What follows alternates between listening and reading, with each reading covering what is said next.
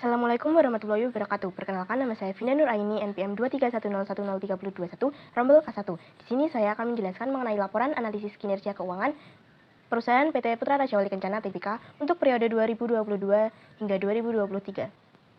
PT Putra Raja Wali Tbk adalah perusahaan yang berdomisili di Surabaya, berdiri pada 17 April 2012 dan bergerak dalam bidang jasa pengurusan transportasi dan angkutan multimoda.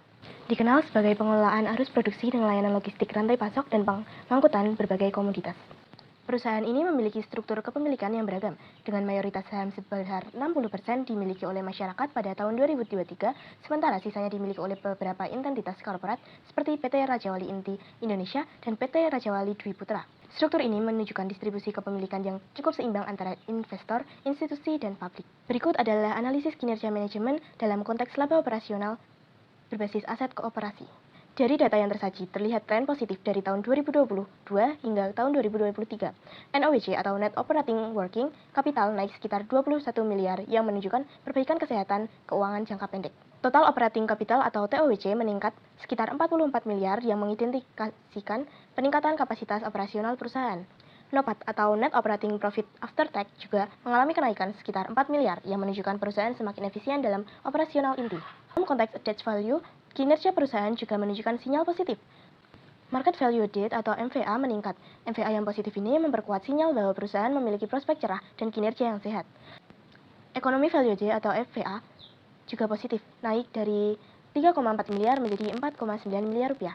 EVA positif menunjukkan bahwa laba operasional mampu menutupi biaya modal dan mengindikasikan peningkatan kinerja keuangan perusahaan secara keseluruhan. Namun, tidak semua indikator menunjukkan perbaikan. Dalam aspek profitabilitas, meski BEP meningkat dari 2,1 menjadi 2,6 yang menandakan penggunaan aset semakin baik, beberapa rasio mengalami penurunan. ROI turun dari 1,2% menjadi 0,75%, ROE dari 1,35% menjadi 0,75%, dan operating profit margin dari 9% menjadi 7,55%.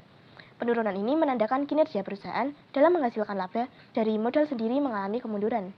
Di sisi efisiensi aset, ratio turnover meningkat signifikan dari 0,15 menjadi 1,74 dan fixed asset turnover dari 0,29 menjadi 0,45.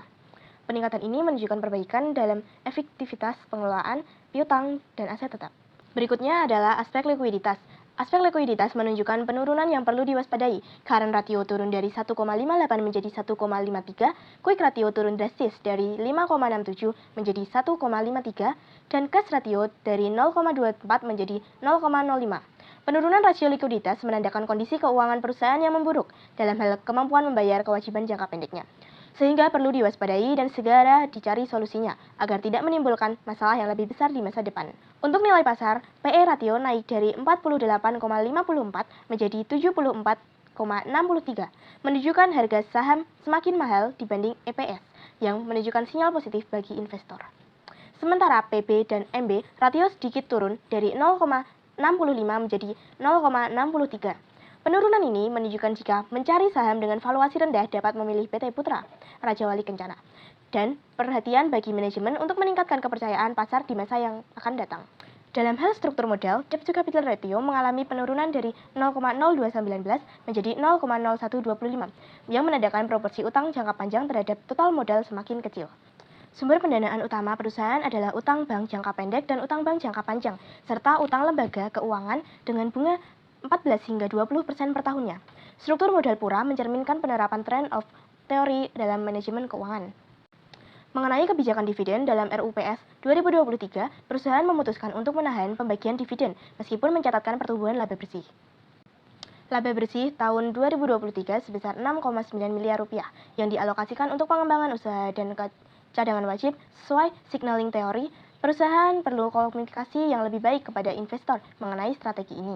Berikutnya adalah kesimpulan. PT Putra Raja Wali Kencana menunjukkan kinerja yang campuran. Indikator positif meliputi peningkatan NOWC, TOC, NOPAT, MVA, EVA, dan efisiensi pengelolaan piutang serta aset tetap.